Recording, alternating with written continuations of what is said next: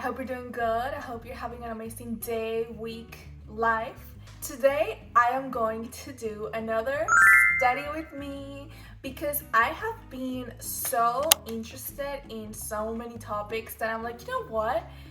I need to go back to doing the videos because like I said before, the videos are so helpful for me too, because even though I also enjoy just making it and sharing everything, but I feel like it helps me personally because I struggle when I have to do stuff by myself. I don't know what is it, but if I have to study, to draw, to do any of the things I enjoy, I do 100% better when I do it with other people. And I know there's a name for that, and I wish I remembered what it was, but yeah, I have to have other people around me, even if I am alone. But if I'm in a coffee shop and I see other people doing their own things, I feel more motivated to do things. And I have realized that the videos help me a lot with that, because even though it's just me and the camera right now, but I know that eventually somebody hopefully might see it too, and I feel like we're connected, okay? We're working together. I have been studying a lot lately about mythology, and specifically about a character that is being so misunderstood, and I actually saw a post about it that made me want to do it, and that is Medusa. I know that everybody has heard that name before, everybody knows who she is, but do we really? And that's the point. There's so many things that are told about her, but more in the perspective of her being a monster or an antagonist in somebody else's story. Even when I was doing my research about her, it was very limited compared to the other people that are involved in her story. When I was doing my research about her, I found so much information about the man that cut off her head, about all the other people involved in the story. And that kind of made me a little upset because I wasn't here for that. I'm here to know about her, but also it kind of shows how misunderstood she was as a character. And there are multiple versions of her story depending on who told them and different time periods. But even though I did research on both, I went specifically with one that I feel like went a little more in-depth about her. I obviously went to different websites, and I used this book as a reference. So this is Classical Mythology by Helen A. Gerber. I bought this book at Barnes & Noble, and I am going to be 100% honest. When I first bought it, I only bought it because it was really pretty. I was at the time reading the Iliad and the Odyssey, so I was really into those topics, and I still am, because I have not finished the Iliad and I have not started the Odyssey, okay? Bruh. There, I said it. But hear me out. I'm going back to it. And this is kind of like me prepping for it, because there are so many other mythology inspired books that I want to read, specifically about women in mythology. Because if you read the originals, even though there's a lot of women and their stories, they usually focus on the men and the heroes and the champions. And we are changing that now. This book, it's illustrated and it's so beautiful. The illustrations are basically paintings that are inspired from the different stories. I did not start at the beginning because I read this book as a source for reference for this video, but also for a project that I'm going to start working on that I will talk about in a second. So I went straight up to the part that I was interested in, which was in page 245, chapter 20. And as I said before, there's not a lot of information on Medusa, or at least focusing on her story out there, because to find her in this whole book, I had to go in the chapter that talks about Perseus. Since he was the one that killed her, of course, we have to learn all about his life first, and then we have her mentioned. And she was a very prominent part of his story, but the chapters that focus on her specifically are basically just like 3 or 4 chapters. So I started with the book, and then I had to go and look up some extra material. So before I go in depth with studying and taking notes and sharing what I found, and I'm gonna keep studying with you. So I wanna share what I've already done previously, because the last 2 nights I've been studying very arduously, trying to find as much as I can about her, but I will continue here together. But before I go into that, I do wanna explain why I am working on this. So I've been thinking recently that I wanted to do more paintings inspired on things I've read, things I've done research on, not only personal experiences, because even though you can relate to other people's personal experiences, I wanted to make some stuff that were a little more universal and not so specifically catered to people that have had my experiences, even though I know anybody can enjoy any kind of art, even if you don't specifically relate.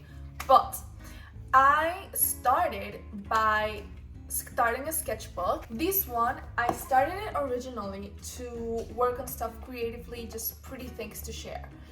And I found myself sketching a lot of things that I did not feel like they were pretty enough to be shared, but I saw a lot of potential in them to be better. So I thought, you know what, I'm gonna keep the sketchbook as just me working on drafts and ideas and rough sketches to make later into paintings. And that has been the best decision I've made in my life. One of my struggles that I've had lately creatively, and what even brought me to an art block eventually, is that I focus too much on working on pretty art instead of things that were meaningful to me. And even though I did have 1 or 2 paintings that I was very inspired about and I was writing stories for them, when it comes to the more illustration part of it, the actual image, I did not find any inspiration. I had stories I wrote with multiple chapters for each, like I went crazy on them stories. But when it came to the moment to sit down and actually draw them, I was blank, because I was just going through Pinterest and looking for inspiration and not actually letting myself and my imagination just go wild and just actually create something based on what I'm thinking. So I gave myself a challenge for a couple days, and it was to work on the sketchbook and only sketch things that just felt right. No looking for a bunch of reference before, just sketching first and then looking for reference if I wanted to fix some proportions, stuff like that. And wow, that changed my mind forever. And I know that it's kind of what you're supposed to do with a sketchbook, but sadly I also know that's something that a lot of times does not happen, because we try to share everything we do. But yeah, now that I have explained why I'm doing it, now I'm gonna share with you what I've been doing. So like I said, I've been doing a lot of research on my books, on my websites, and I have this little notebook that I love very much, thank you, and also has some map. I love her. I have been doing some research on Medusa, and these are some of my notes. It looks like a lot, but it's actually not. Oh, yeah. I'm gonna continue today. This is not all of it, but I did some research first on her background, on her origin, on her birth, how she's represented in media, both old and current, powers of her head after she was dead, and all of that. And then I started doing more research specifically on the story. Actually, pretty funny, what inspired me was a random meme I saw on Pinterest. Well, I don't know if that would be a meme, but I saw a picture on Pinterest, and I will put it up here, that basically talked about how she was a victim but was always portrayed as a monster. I am going to start sharing with you some of the information that I found, and then I will show you what I want to do with that, because I want to make this into sort of like a 2-part video, where first I want to do all the research and all the inspiration and everything, and then on the next video I want to do more like a paint with me / studio video, where I'm taking all of this research and inspiration and now working on an illustration, going through the whole process of starting with the sketches on my sketchbook, looking for references based on that, figuring out the color palette, and then actually painting, because I feel like that's also really interesting but very deep and can be a whole other video on its own. And I might be doing that eventually more often about different paintings, so I might keep it up like little series of study with me and then different with the paint with me and all that. Here's some of the backstory information that I found on her. Like I said, this is like the most known parts of her story and more surface level. So the most common interpretation of Medusa is she's a symbol that used to protect from the negative. It's to repel evil. And according to Hesiod's, me and pronunciations. According to Hesiod's Theogony, she was one of 3 Gorgon sisters, and she was the only mortal one. She was originally described by author Ovid as a beautiful maiden. That's when she was immortal. In some versions, it says that she was seduced by Poseidon and that it was consensual what happened to her. In other versions, that are the ones that I'm going to focus on today because they go a little more in depth in the story, it actually says how she was assaulted by Poseidon and that it wasn't something that she wanted. But still, Athena punished her. And in some versions as well, it goes even deeper to express how Athena felt jealousy because Athena was known for her beauty, but Poseidon found Medusa to be so beautiful that he wanted her. So yeah, it gets worse and worse as you go deeper in the story. And it says that even though there's different ways that she's illustrated and drawn, she's always recognizable due to her striking frontality. And it was rare in Greek art for figures to face directly to the front, but in almost all the representations of Medusa, she stares ahead and she confronts the viewer. And I thought that was really cool because I never really noticed that about Greek art. Part of my notes also is a lot about Perseus that I do not really want to get into because this is not his story. So yeah, another thing that I considered that was relevant was the meaning of the words. So she is a Gorgon, which comes from the ancient Greek word meaning grim, fierce, and terrible. And Medusa's name derives from the Greek word to guard or to protect. In both versions of herself, she's always strong, and that's like the quality that comes up the most. I'm gonna keep doing a little more research. This is what I've got so far, but like I said, already enough to be super interested in her story, especially because of how misunderstood she is as a character. And it reminds me a little bit about Frankenstein and how, you know, it's always like the Frankenstein monster, but Frankenstein the scientist is the real monster here. I don't know, it reminded me of that when I was reading that. So yeah, let's do some more research together.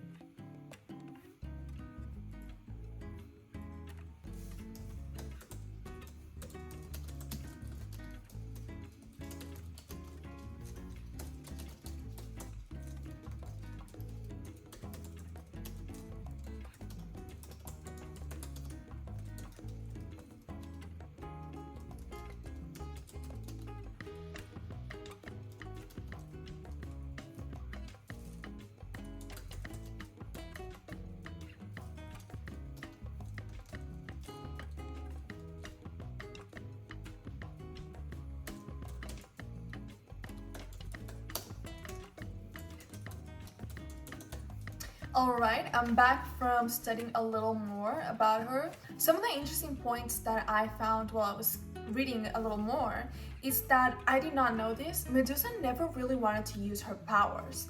So even though she had this power where she could use her death stare, look into people's eyes, turn them into stone, she never really wanted to do that, to the point that she secluded herself to live inside a cave to make sure that she didn't hurt not even animals. So she cared so much about other people that even when she was a monster and she was turned into it, not her fault, she was a victim in the situation, she still decided to put herself in an even harder position just to make sure she wouldn't hurt anybody. And it's incredibly sad to see that she's considered a monster, because not only that, but after she died and she was turned into a weapon by Perseus basically, she still kept this image of being the monster, even though she always tried to protect other people from herself and not kill anybody.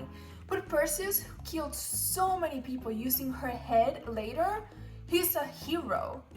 And that makes me genuinely angry because it's insane. She's still, to this day, considered a monster, even though she actively tried not to hurt anybody, but Perseus with her head, which also insane that she was basically just a weapon. Even after her death, she knew no peace. And I'm also working on a little bit of a essay that I like to do for my paintings. I showed a little bit of me working on it. Basically, I am doing a summarized version of this research that I'm doing in my notebook because I like to keep my research here. I don't know, I love paper, I love writing down. I love like writing down on the tablet when it comes to like essays and stuff I want to edit and change, more like creative writing. I like to do them on the tablet because I will be editing a million times. But stuff that is just like research, just like facts that I'm not gonna be editing a lot, I love to have them on notebooks and later like underline, highlight, add some little post-its. I don't know, I love it. So based on all that research that I've done, I am trying to write a little bit of an essay where I have an introduction to her story, I cite my sources and some of the research that I found about her, what lessons they taught me, and specifically here I put some like bullet points and some notes that I want to mention. Some of them are why was she cursed and by who, and what importance does that have, because noting that Athena was a goddess, it's also interesting to see that she was the goddess of war, and it's very notable that she never really aided women too much. So there's also that. Victims turning to aggressors, justifiable anger, female rage, all of those topics I want to talk a little bit on my essay.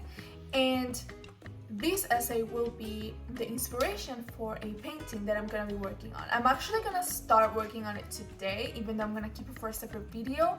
So yeah, I am going to post this essay on my website.